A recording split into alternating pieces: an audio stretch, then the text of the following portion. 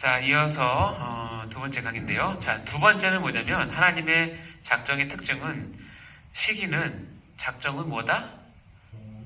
영원적인 것이다. 하나님은 임시 방편대로 기분 내키는 대로 임시 응변대로 그때그때 감정에 따라 우리를 계획하시고 뜻하시는 것이 아니라 놀랍게도 하나님은 신적 지혜 가운데 작정은 영원적인 것이에요. 그러니까 영원 전부터 하셨다는 거예요. 특별히 우리가 이제 신학을 공부하니까 일반 은총뿐만 아니라 특별 은총에서 우리를 향하신 그 계획은 영원 전이라고 이야기를 합니다. 에베소 1장 4절 말씀 한번 읽어볼까요? 시작. 곧 창세 전에 그리스도 안에서 우리를 택하사 우리로 사랑 안에서 그의 앞에 거룩하고 흠이 없게 하시려고. 자, 그리스도 안에서 우리를 뭐 했다고요? 택했어요. 하나님께서 예정하시고 작정하신 건데 그게 언제 했대요? 창세 전에 했대요. 창세 전에. 우리가 이제 영원이라는 단어를 쓰는데 여러분 영원이 뭐예요? 영원이 끝이 없는 거죠. 근데 우리는 실은 우리가 쓸 수 있는 단어는 아닌 것 같아요. 그렇지 않습니까? 우리는 영혼을 볼 수도 없고 생각할 수도 없는데, 왜냐면 우리는 시간 공간에 제한돼 있잖아요. 그러나 우리 언어로 하나님의 이 부분을 표현할 때는 어쩔 수 없어요. 영혼이라는 단어를 쓸 수밖에 없는데 실은 영혼은 우리에게 어울리지 않고 우리에게 다가오는 단어는 아니긴 해요. 아까도 얘기했지만 하루살이한테 내일 보자 하는 거랑 똑같다고 생각하시면 되는 거예요. 그럼에도 불구하고 창세 전에 또 영원 전이라고 얘기를 한다는 것이죠. 이 표를 그림을 잘 보시면 이게 녹색으로 되어 있는 부분은 뭐냐면 천지 창조부터 시작해서 예수님 재림 때까지 우주에 존재하는 기간이고 지구가 존재하는 기간이고 우리 인류가 존재하는 기간이라고 한다면, 이 노란색 테두리는 뭐냐면 이것을 감싸고 있는 삼위일체 하나님의 세계예요. 즉 시작은 알 수 없지만 영원 전부터 마이너스 무한대부터 삼위일체 하나님은 계셨어요. 이거 삼위일체 하나님이 존재했다는 말 자체도 실은 말이 안 되는 거고, 그냥 삼위일체 하나님 안에서 무엇인가가 시작됐는데 천지 창조가 시작되고 그때부터 지구의 역사가 시작되고 지금도 우리가 이 가운데 있는 것이고, 이 중심에 제2위 예수님께서, 하나님 예수님께서 이 땅에 오신 놀라운 사건을 중심으로 해서 BC와 AD로 나눠지는 것이고, 그렇죠? 그러다가 이것은 끝까지 가는 것이 아니라 성경 말씀의 약속대로 재림하심으로써 우주가 종말이 오죠. 시간과 공간이 종말이 옵니다. 그래서 삼위일체 하나님은 전부터 계셨고 천국에서 천국들과 함께 있고 지금 우리도 저희를 감싸고 있는 것은 삼위일체 하나님이에요. 그 세계 안에 우리가 있는 거예요. 그래서 우리가 봤지만 창세기 1장 1절의 태초는 바로 천지 창조 때 태초죠. 시간과 공간이 시작된 그때, 우리가 요한복음 1장 1절에 태초에 말씀이 계시니 할 때 이 태초는 삼위일체 하나님의 시작이라고 표현해야 되나? 그 자체를 얘기하는 거죠. 처음 근원을 얘기하는 것이죠. 자, 이것을 만약에 여러분 머릿속에 있고 이제 성경을 읽으시면 이게 이제 이 영원이라는 단어들이 엄청나게 우리한테 엄청나게 다가옵니다. 한마디로 이거를 이렇게밖에 표현을 할 수 없구나. 그러나 이상도 표현할 수도 없어요. 참 그렇죠? 여기 볼까요? 디모데서 1장 9절 말씀 시작. 하나님이 우리를 구원하사 거룩하신 소명으로 부르심은 우리의 행위대로 하심이 아니요 오직 자기의 뜻과 영원 전부터 그리스도 예수 안에서 우리에게 주신 은혜대로 하심이라. 하나님이 저와 여러분을 구원하신 것은 첫 번째는 거룩하신 소명으로 여러분을 부르십니다. 아무개야 하고 부르는 명령이에요. 소명이에요. 부릅니다. 그 부르심은 우리의 행위대로 하심이 아니에요. 그러니까 우리가 어떤 것을 들여서, 우리가 잘나서, 우리가 필요해서, 그것이 아니라 그렇게 나를 구원하시려고 부르시는 건 뭐냐면 오직 자기 뜻이에요. 그 이상도 그 이하는 아니에요. 그냥 하나님께서 결정하셨어요. 오직 자기 뜻인데 언제 하셨대요? 영원 전부터 하셨대요. 와, 이 스케일을 여러분 아시겠습니까? 이것을 모르고 그냥 읽으면 그냥 쭉 넘어가는 대로 말씀이지만, 아까 표를 머리에 두시고 한다면 영원 전부터 나를 알고, 나는 그때 있지도 않고 존재가 있지도 않았는데도 불구하고 하나님은 시간과 공간을 초월하시고 시간을 초월하시잖아요. 늘 현재 하나님이시니까 하나님이 계셨던 삶에 계셨던 영원 전부터 나를 부르시기로 계획하셨고 그것이 뜻이었다는 거야. 그리고 그것이 예수 그리스도 안에서 이루어졌고 우리에게 은혜대로 하셨다는 거예요. 그래서 은혜, 구원, 소명, 부르심 다 하나님께서 주신 엄청난 작정의 특징이죠. 은혜이죠. 자, 하나님의 또 작정, 뜻의 특성은 뭐냐면 세 번째입니다. 세 번째 뭐죠? 시작. 작정은 효과적이다. 다른 말로 하면 틀림없이 이루어진다. 하나님의 작정은 취소되거나 하나님이 하시다가 실수해가지고 이렇게 계획을 바꾸거나 또 하다가 수틀리면 포기하시거나 그런 거 없어요. 하나님이 작정하시면 반드시 이루어져요. 왜냐하면 하나님은 실수하지 않으시기 때문에. 믿으십니까? 실수하지 않으세요. 시건치 않으세요. 맞아요. 거짓말하지 않으시고 시건치와 뜻을 돌이키지 않으세요. 그렇기 때문에 하나님 작정은 효과적이에요. 시편 33편 11절 시작. 여호와의 계획은 영원히 서고 그의 생각은 대대에 이르리로다. 영원히 선다고 얘기하죠. 이사야서 14장 24절 시작. 만군의 여호와께서 맹세하여 이르시되 내가 생각한 것이 반드시 되며 내가 경영한 것을 반드시 이루리라. 내가 생각한 것, 내가 계획한 것은 반드시 된다. 내가 경영한 것은 반드시 이룬다. 그 내용이 어떤 내용이냐면 성경 전체에 있는 내용이에요. 하나님께서 아브라함부터 시작된 이 구원의 이 계보를 쭉 이으셨고 많은 어려움과 사단의 어두운 세력들의 방해와 우리 인간의 무지와 인간의 죄성 때문에 많은 위기가 절체절명의 위기가 있었지만 하나님께서 계획했던 것을 반드시 이루셔서 예수 그리스도를 보내셨고 예수 그리스도는 자기의 모든 것을 통해서 그것을 이루셨고 그래서 우리의 구원은 하나님께서 계획하신 대로 이루셨어요. 그래서 우리가 지금 너무나 감사하게 이 자리에 예수 믿는 사람으로 있는 거예요. 왜냐하면 하나님의 뜻이 아멘이기 때문에. 하나님의 뜻이 만약에 우리의 어떤 행위나 우리를 보고 변했으면 저는 벌써 하나님께 벼락을 맞아도 수십 번 맞았을 거예요. 정말로 우리가 얼마나 많이 하나님을 슬프게 해드립니까? 얼마나 배반하고 얼마나 하나님을 서글프게 해드립니까? 그럼에도 불구하고 하나님은 오래 참으시는 하나님이시고 좋으신 하나님이시기 때문에 참 나를 믿어주시고 내 부족하지만 하나님 뜻이 이룰 때까지 나를 끝까지 참으시는 하나님이세요. 너무 좋으신 하나님이세요. 그 하나님을 꼭 만나시기 바랍니다. 4번 작정은 뭐다? 불변적입니다. 하나님이 하는 작정하신 것은 불변하시는데 욥기 23편 13, 14절 한번 그 다음 말씀인데 읽어볼까요? 시작. 그는 뜻이 일정하시니 누가 능히 돌이키랴. 그의 마음에 하고자 하시는 것이면 그것을 행하시나니 그런즉 내게 작정하신 것을 이루실 것이라. 이런 일이 그에게 많이 있느니라. 욥의 고백이기도 합니다. 하나님의 뜻은 일정하세요. 그래서 누가 능히 돌이킬 수가 없어요. 그래서 욥은 고난 가운데 중요한 진리를 하나 알았는데 내가 지금 고난받는 것은 어떤 이유인지를 몰라요. 그래서 하나님께 계속 여쭤봐요. 내가 왜 이런 고난을 받습니까? 죄는 분명히 아닌 것 같다고 얘기를 해요. 하나님께서 인정하셨어요. 근데 욥이 이 과정을 통해서 아는 건 뭐냐면 하나님의 뜻은 일정해요. 그래서 내가 아무리 괴롭다고 힘들다고 해도 하나님 뜻은 이루어진다는 거예요. 하나님 뜻은 이루어져요. 지금은 몰라요. 욥은 지금 상황에서는 그게 뭔지는 몰라요. 그러나 하나님 반드시 그것을 나중에 드러내십니다. 그래서 마지막에 가면 욥의 입을 통해서 내가 그동안 하나님을 귀로만 들었는데 이제 내가 직접 눈으로 봅니다 라는 완벽한 하나님에 대한 이해와 그런 연합 그리고 하나님에 대한 그런 것들을 고백하게 되는 거죠. 그래서 하나님의 작정은 불변하시다. 욥의 고백입니다. 자, 한번 19장 21절 시작. 사람의 마음에는 많은 계획이 있어도 오직 여호와의 뜻만이 완전히 서리라. 여러분은 많은 계획이 있죠. 여러분이 했던 계획 가운데 몇 %나 완성이 됐어요? 그게 하나님과 저와의 차이예요. 우리의 차이.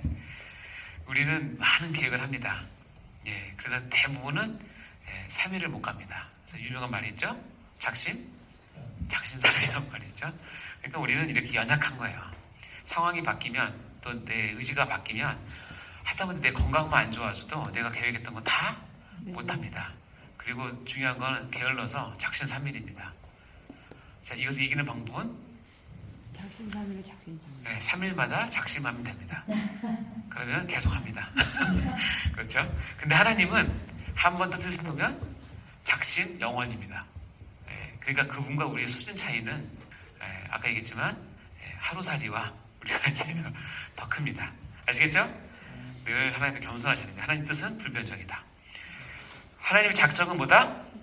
무조건적이다. 다시 이거를 풀어서 얘기하면 밑에 있습니다. 어떠한 외부 환경에 의해서도 좌우되지 않는다. 하나님의 작정은 한번 세워지면 어떠한 외부 환경이 와서 그것에 의해서 절대로 좌우되지 않는다는 거예요. 사도행전 2장 23절에 보면 이런 구절이 있는데 한번 읽어볼까요? 시작. 그가 하나님께서 정하신 뜻과 미리 아신 대로 내어준 바 되었거늘 너희가 법없는 자들의 손을 밀어 못 박아 죽였으나. 자, 그는 누구냐면 예수님을 얘기하는 거예요. 하나님께서, 이건 성부 하나님이에요. 성부 하나님께서 정하신 뜻이 있었어요. 자, 하나님께서 예정을 하시되 기독론에 가면 뭐냐면 우리의 구원을 예정하셨지만 동시에 같이 예정한 게 뭐냐면 그 구원자로서 예수 그리스도를 세울 것을 같이 예정하세요. 그래서 예수님은 하나님의 구원의 계획의 예정 가운데 우리 가운데 오셨는데 하나님께서 정하신 뜻대로 그리고 미리 아신 대로 오셨어요. 예수님께서. 그리고 밑에 보면 미리 아신 대로 내어준 바 되었어요. 자, 예수님께서 성자 하나님으로 이 땅에 오셔서 악한 세력 사단은 그가 하나님의 아들인 거 알아요. 그리고 이 예수가 와서 무엇인가를 하면 하나님의 백성이 구원받는다는 것도 알아요. 그래서 엄청나게 방해를 하고 유혹을 하잖아요. 근데 참 재밌는 것은 사단이 보기에 악한 영들이 보기에 이게 점점 하나님께서 악수를 두시는 것 같아요. 악수가 뭔지 알죠? 야, 저거 저렇게 하면 저거 대마 다 죽는데 저렇게 하면 외통수 걸리는데 자꾸 악수를 두시는 것 같아요. 뭐냐면 자기 아들을 내어준 바 됐는데 유대 지도자들이 진짜 기가 막힌 악수 뭘 하냐면 예수를 십자가에 못 박혀 죽이라는 거예요. 그게 왜 악수인지 아세요? 예수가 십자가에 못 박혀 죽는 게 왜 악수냐? 십자가는 로마 시대 처형 방법인데 나무 틀이에요. 아시겠죠? 신명기에 보면 하나님 나무에 매달려 죽는 자마다 하나님이 저주받은 자라는 구절이 있어요. 그것을 유대인들은 엄격하게 지켜요. 그래서 나무에 매달려 죽는 건 진짜 그것을 보면 뭐냐면 저 사람은 하나님과 뭐했다? 단절됐다, 떨어졌다, 아니 저주받았다라고 보는 거예요. 근데 하나님이 보내신 메시아라고 했는데 진짜 기가 막힌 유대 지도자들과 로마 총독이 합작을 해서 예수를 어디다 못 박아요?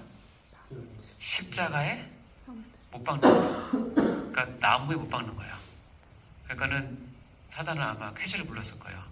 야, 이게 진짜 신의 한 수인데 뭐냐면 예수가 구원자라고 했는데 예수가 나무에 매달려 죽어? 이거는 게임 끝이에요. 유대인들에게선 더 이상 예수가 뭐 하나님 사랑받은 자, 능력 있는 자 얘기할 수가 없는 상황이에요. 근데 이렇게 그들 자신의 손을 빌어서 나무 십자가에 못 박혀 죽게 하는, 그래서 어떻게 하면 사단은 그렇게 있겠죠. 그렇게 죽이면 하나님께서 깜짝 놀라서 구원 계획을 바꾸든지 예수를 통해서 하는 일을 취소를 하든지 아유야 우리가 실수했구나 하고 바꾸실 줄 알았는데 악수 가운데 하나님의 묘수가 있는 거예요. 십자가에 못 박혀 죽었는데 어떻게 해요? 부활시키셨어요. 부활.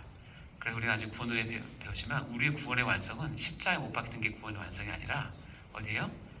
부활이 구원의 완성이에요. 엄밀히 따지면 부활. 그러니까 거기에서 하나님의 저주받은 자로서 죽었지만 하나님의 능력과 하나님의 사랑 그리고 하나님의 인치심을 받은 메시아로서의 확증은 그가 죽은 자 가운데서 살아나심으로.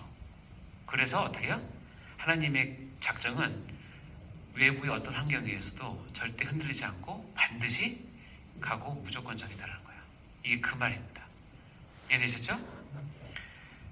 에베소 2장 8절 말씀, 아까 읽었던 말씀인데요. 너희는 그 은혜를 인하여 믿음으로 말미암아 구원을 받았으니 맨 밑에 하나님의 선물이다. 네 가지 다 나오죠? 근데 가운데가 뭐예요? 이것은 너희에게서 난 것이 아니다. 다시 얘기하면 이 네 가지는 여러분이 어떤 일을 해도 이것은 이루어진다는 거예요. 어떤 악한 세력이 와서 이것을 흔들려고 해도 안 된다는 거예요. 하물며 여러분의 게으름과 무지가 이것을 바꿀 수가 없다는 거예요. 심지어 여러분이 죄를 심하게 져도 이것은 바꿀 수가 없다는 거예요. 이것은 너희에게서 난 것이 아니에요. 알겠죠? 그래서 구원은 우리가 구원을 가면 좀 더 깊이 배우겠지만 정말 신비하고 놀라운 거예요. 실은 말로 형용하기가 쉽지 않죠.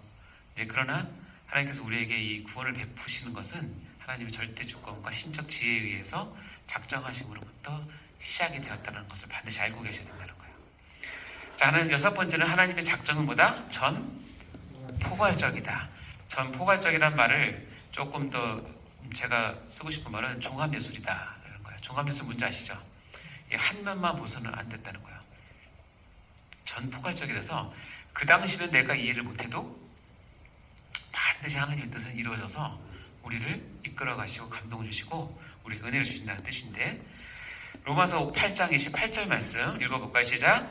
우리가 알거니와 하나님을 사랑하는 자 곧 그의 뜻대로 부르심을 입은 자들에게는 모든 것이 합력하여 선을 이루는다. 우리가 알거니와 하나님을 사랑하는 자, 하나님 사랑하십니까? 하나님을 사랑하는 자를 다른 말로 표현하면 그의 뜻대로 부르심을 입은 자. 하나님을 사랑하는 자는 능동태예요. 그리고 같은 말로 부르심을 입은 자는 수동태예요. 능동태와 수동태가 같을 수가 없는데 여기서 같이 쓰여요. 그러니까 어떤 면에서는 내가 하나님을 사랑해서 하나님 자녀가 된 것 같지만 다른 면에서 뭐예요? 하나님께 부르심을 입었기 때문에 자녀가 되는 거예요. 이 두 개는 동전의 양면까지 착 붙어 있어요. 자, 여러분 하나님을 사랑하십니다. 아멘. 그리고 하나님의 부르심 입었습니까? 아멘. 그러면 모든 것이 합력해서 뭘 이룬다? 다시 말하면 여러분의 삶의 모든 것이 합력해서 하나님의 뜻을 반드시 이루어낸다는 뜻이에요.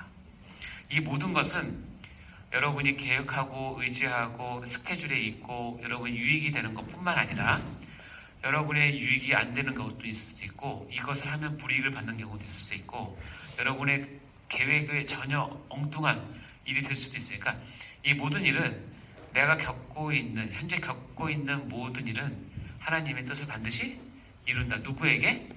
하나님을 사랑하는 자, 곧 끝대로 부르심을 입은 다른 말로 성도에게는. 하나님의 백성은 그렇다는 거예요. 믿습니까, 여러분? 정말 믿으셔야 됩니다. 근데 지금 믿기가 참 어려워요. 왜냐면 우리 눈이 열리지 않고 하나님의 뜻을 제대로 이해하지 못하면 항상 우리는 근시안적이기 때문에 화낼 때 화내고 짜증낼 때 짜증내고 원수 미워할 때 미워하고 복수할 때 복수하고 그게 우리의 모습이죠. 그러나 이것을 깨닫게 되면 하나님의 작정은 전포괄적이라는 것을 깨닫게 되면 하나님의 뜻을 딱 들어오면 그 모든 것이 해결됩니다. 예를 들자면 창세기 50장 20절 말씀 읽어볼까요? 시작. 당신들은 나를 해하려고 하였으나 하나님은 그것을 선으로 바꾸사 오늘과 같이 많은 백성의 생명을 구원하게 하셨나이다. 이건 누구 고백이죠? 창세기 50장이니까 누가 나올 얘기예요? 요셉이 형들한테 팔려가지고 왔는데 노예 생활을 하고 또 감옥에도 갇히고 했는데 애굽의 총리가 돼서 결국은 자기 가족 70명을 다 애굽에 불러와서 하는 거 아니에요? 그리고 이제 마지막에 이제 아버지 누가 죽지? 야곱이 죽죠. 야곱이 죽고 나니까 자기 형들이 이제 쫄은 거예요. 근데 요셉은 이렇게 얘기합니다. 당신 나를 해하려고 하였으나 맞아요. 하나님은 그것을 뭘로 바꿔서? 선으로 바꿔서 결과적으로 우리 백성들을 구원하셨습니다. 이 사건을 그렇게 해석을 하는 거예요. 이렇게 해석하는 이유는 뭐냐면 창세기 45장에 보면 이렇게 나옵니다. 당신들이 형들이여 나를 이곳에 팔았다고 해서 근심하지 마시고 한탄하지 마소서. 하나님이 주어가 하나님이에요. 하나님이 생명을 구원하시려고 나를 당신들보다 먼저 보냈다는 거예요. 자, 요셉이 이 나이가 지긋해서 자기가 겪은 사건들을 어떻게 해석하냐면, 형들이 자기를 죽이려고 했고 진짜 살기가 등등해서 진짜 죽이려고 했는데 어떻게 우연히 잘 돼서 상인들에 팔려서 내려온 거잖아요. 내려와서 뭐 평범하게 살았으면 모를까 종으로 살았잖아요. 그리고 또 억울하게 누명을 입어서 갔잖아요. 그런 모든 과정을 겪으면서 요셉은 뭐냐면, 자기가 지금 갖고 있는 이것을 어떻게 그 믿음을 받아들였냐면, 하나님의 뜻이 이루어지는 것을 받아들이는 거예요. 이것을 그렇게 믿은 거예요. 야, 어떻게 그렇게 할 수 있었을까? 예, 그것은 금방 얘기했지만, 하나님 뜻은 나를 통해서 반드시 어떤 일이든지 모든 일에 합력해서 선을 이룬다라고 하는 신약에 나온 그 말씀을 요셉은 그 삶을 통해서 깨달은 거예요. 안 거고 증명해낸 거예요. 그래서 그 뒤에 보면, 하나님이 큰 구원으로 당신들의 생명을 보존하고 당신들의 후손을 세상에 두시려고 나를 당신보다 먼저 보내셨다. 그런즉 나를 보내신 것들은 형님들이 아니라 당신들이 아니고 하나님이시다라고 얘기를 합니다. 이것은 진실한 고백이에요.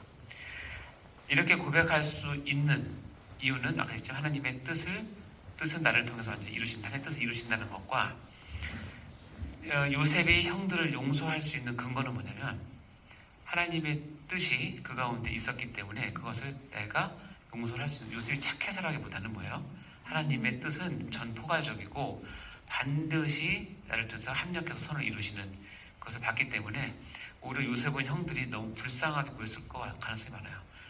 참 악했는데 이렇게 하나님께서 당신들을 통해서 나를 이것에 보내게 하신 도구로 사용된 거니까.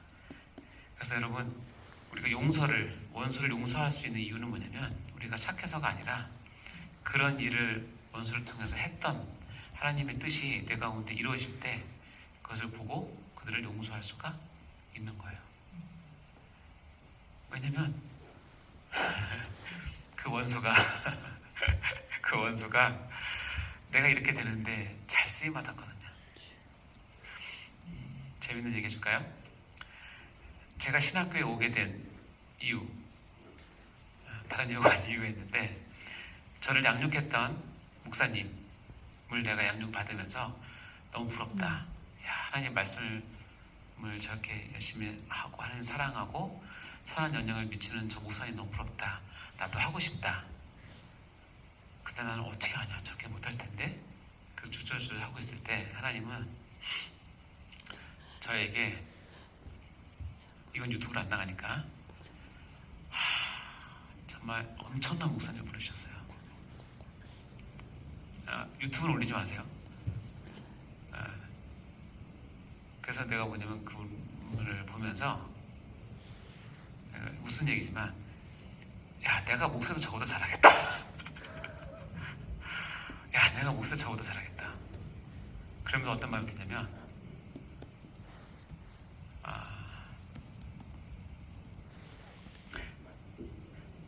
저런 목사님 밑에 있는 성도들 위해서 내가 목사가 돼야겠다. 그때 그게 80%예요. 신기하잖아요. 선한 영향을 받아서 내가 목사 된 건 20%고, 그때는 두려워서 못했어요. 저렇게 못할까봐. 근데 이 목사님은 뭐 어떤 담대함을 주냐면, 내가 목사를 해서 대충 해도 저것보다 훨씬 잘했다.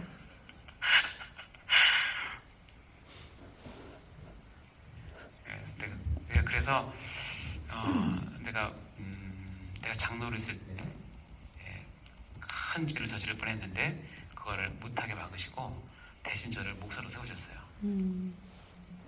그러니까 그때 너무 괴로웠어요. 너무 괴로웠어요. 얼마나 괴로웠냐면, 내가 두세 달 동안에 한 10kg가 빠졌어요. 밥을 못 먹어서. 뭐 그런 얘기는 나중에 하고, 그때 생각하면 지금도 눈물이 글썽거리는데, 그래요. 뭐냐면 꼭 하나님께서 선한 사람도 우리 인도하시는 게 아니라 이게 뭐죠? 모든 합력해서 선을 이루세요. 그러니까 지금 생각하면 그 두 번째 목사님이 없었으면 전 아직도 갈까 말까 고민했을 가능성이 많아요. 그러니까 하나님 뜻은 몰라요. 전 놀랍지 않습니까? 이렇게 시간 가면 안 되는데. 다음 7번째는 뭐냐면 하나님의 작정은 뭐예요? 죄에 대해서 뭐한다? 예, 하나님의 작정은 죄를 유발시키거나 죄를 조성해서, 다시 얘기하면 하나님의 뜻을 이루시기 위해서 없는 죄를 유발시키거나 조성해서 절대로 그러지 않습니다. 하나님은 거룩하신 분이기 때문에. 그러나 하나님의 뜻과 관계가 없는 여러 죄들이 벌어지지만 그 벌어진 죄를 하나님께서 뭐냐면 허용을 하셔서 그것을 하나님께서 하나님 뜻을 이루신 도구로 사용을 하세요. 물론 징계는 하십니다. 죄에 대해서는. 그러니까 하나님은 죄에 대해서 허용적이다는 말을 쓰세요. 그러니까 이런 것을 허용할 때 하나님 마음이 기뻐서 허용했겠어요? 아니면 슬퍼서 허용했겠어요? 그렇죠? 두 번째가 강하겠죠? 예를 들자면 이거예요. 시편 78편 29절 시작. 그들이 먹고 심히 배불렀나니 하나님이 그들의 원대로 그들에게 주셨도다. 시편 78편을 보면 구약의 사건들 시로 표시한 건데 하늘의 만나와 메추라기를 주신 것을 쓰면서 29절에 그들이 먹고 심히 배불렀어요. 그러면서 하나님이 그들의 뭐대로? 원대로예요. 그러니까 하나님이 넓은 마음 가운데 먹고 하도 그냥 먹고 싶다는 거, 배고프다고 하고 고기 먹고 싶다고 하니까 실컷 이제 뭐 먹어라 그랬겠죠. 그래서 먹으라고 했는지 앞에 첫자를 붙였는지 진짜 모르겠지만 뉘앙스는 그게 더 강하긴 한데, 왜냐면 그 먹고 고기가 입에 씹히기 전에 주동자들을 죽이니까 원대로 그들에게 허용을 하세요. 그 원망과 불평하는 죄임에도 불구하고 하나님은 또 사랑의 하나님이시기 때문에, 그러니까 이런 것들이 같이 있다는 것을 반드시 기억하셔야 돼요. 때로는 이런 부분들은 너무 이렇게 교리적이고 너무 홀리한 분들은 잘 이해 못해요. 이걸 어떻게 설명해야 되냐? 여러분 평생에 죄 없이 살았으면 참 좋겠죠. 가능합니까? 가능 안 하죠. 그러면 죄에 대해서 바라보는 여러 가지 자세가 있는데, 물론 첫 번째는 거룩함을 가지고 죄를 우리가 증지해야 되지만 그 죄가 있을 때 그것을 하나님 마음 가운데 허용하는 마음도 또 필요해요. 유발하는 게 아니라, 그러니까 그런 죄를 진 그 사람과 형제에 대해서 안타까운 마음을 항상 가지셔야 돼요. 이런 부분들은 좀 디테일한 거니까 나중에 하시고. 그래서 사도행전 14장 16절 시작. 하나님이 지나간 세대에는 모든 민족으로 자기의 길들을 가게 방임하셨으나, 가게 뭐였어요? 방임하셨다는 거예요. 이렇게 해서 하나님의 작정은 이렇게 죄에서 허용적이다 라는 얘기를 할 수 있습니다. 자, 우리 7가지를 쭉 봤고요. 다음에 이제 예정에 대해서 들어갈 거고 선택에 대해서 할 텐데, 예정의 내용은 이것입니다. 아까도 금방 설명했지만 하나님의 작정이라고는 큰 틀 가운데 하나님께서 특별히 구원에 관계된, 즉 하나님의 백성의 생명에 관계된 부분은 그것을 정하시는 것을 뭐라고 한다? 예정이라고 얘기해요. 그리고 이 예정에는 우리가 한 대로 선택만 있는 게 아니라 유기라는 것이 있어요. 그래서 선택과 유기는 동전의 양면처럼 같이 있는 겁니다. 그래서 예정의 내용을 우리가 볼 때는 선택과 유기를 같이 항상 보셔야 되는데, 선택은 그야말로 쉽게 얘기하면 뭐예요? 택한 거예요.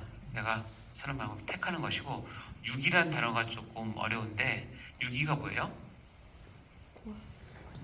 네, 버리는 걸 얘기하는 거예요. 선택은 들어서 내 걸로 되는 거고, 유기는 뭐예요? 버리는 것을 얘기해요. 오늘 배우는 이 예정론에 대한 기본적인 설명은 여러분이 장로교에서만 들을 수 있어요. 그러니까는 다른 교단에 가서는 이거 설명하면 이해를 못합니다. 예, 왜냐하면 예정론은 칼빈주의의 꽃이거든요.